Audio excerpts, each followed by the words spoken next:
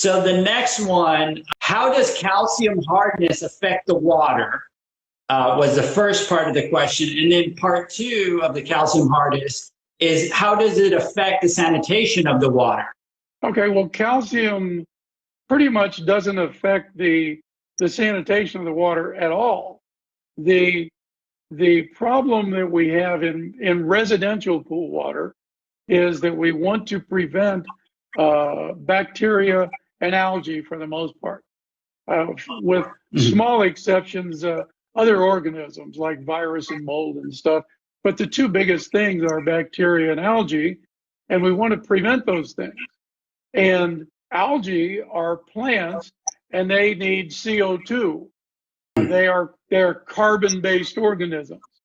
So a carbon-based organism will look for carbon.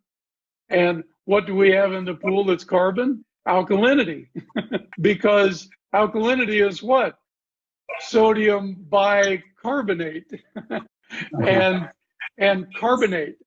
And the key word there being carbon. You know, carbon, even carbon dioxide is CO2, carbon, oxygen.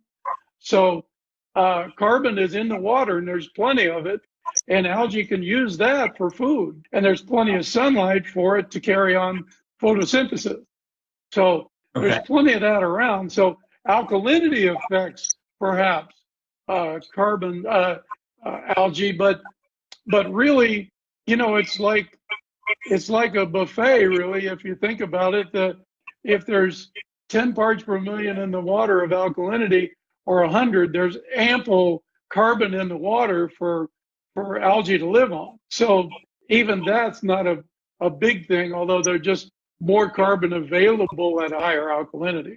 So calcium doesn't really affect that. Bacteria can affect calcium because there are certain bacteria that actually thrive on living on calcium, but in the pools, we don't see that hardly at all, if ever. And so we're more concerned with calcium with either the lack of it making the water corrosive, or too much of it making the water scale forming.